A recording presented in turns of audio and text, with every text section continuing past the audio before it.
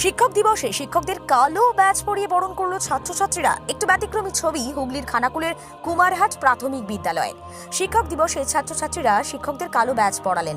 তারপর হলো quiz contest, সাংস্কৃতিক অনুষ্ঠান। এই বিষয়ে এক ছাত্র বলল, প্রত্যেক বছর ফুল চন্দনের ফোঁটা দিয়ে বরণ করা হয়, এবছর সেটা হয়নি। কালো ব্যাজ পরিয়ে সম্বর্ধনা জানানো হলো। কারণ একটাই, জাস্টিস ফর আরজিকর কাণ্ডের প্রতিবাদ হিসেবেই একটা প্রতীকী অনুষ্ঠানের মাধ্যমে এই সম্মাননা তুলে ধরার চেষ্টা। এই বিষয়ে আর কি জানা যাচ্ছে, বিস্তারিত রইল আপনাদের জন্য। দেখতে থাকুন নিউজ বাংলাদেশ।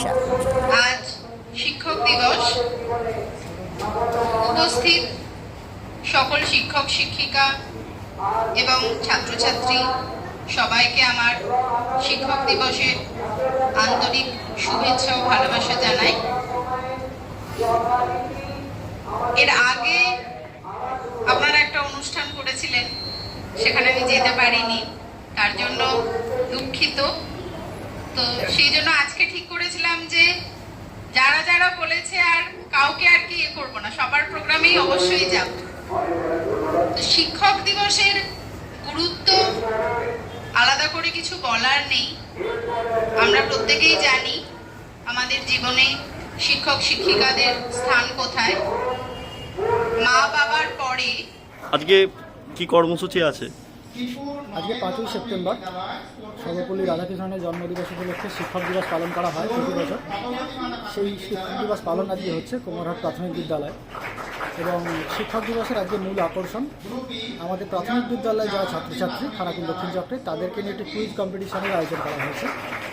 তো শিক্ষক দিবস আমরা এইভাবেই ছাত্রীদের নিয়েই পালন করছি।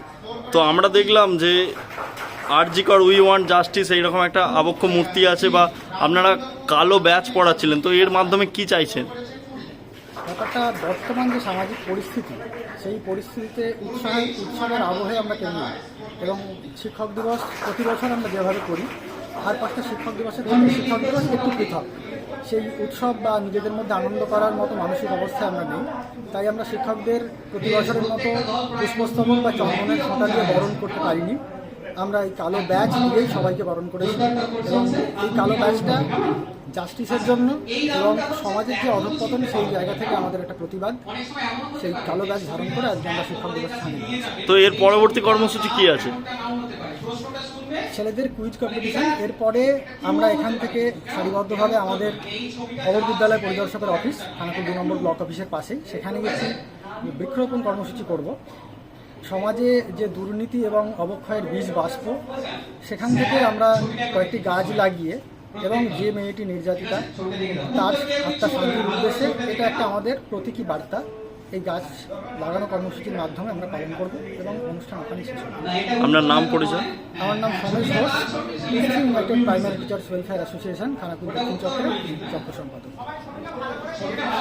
মালতী মাতা হাইস্কিং মিল আপনাদের জন্য নিয়ে এসেছে সম্পূর্ণ ঘরোয়া পদ্ধতিতে চাতালে শুকিয়ে তৈরি কৃষ্ণভোগ, মিনিকেট, ডহর, বাঁশকাঠি, মহারাজা, জিরাকাঠি ও দুধেশ্বরীর মতো উন্নত কোয়ালিটির চাল। মালতী মাতা হাইস্কিং মিলে প্রোপাইটার পবন নন্দী ও জীবন নন্দী। ঠিকানা সুপারা, চাদুর, আরামবাগ, হুগলি। যোগাযোগ নম্বর 7432074210 অথবা 8972452835।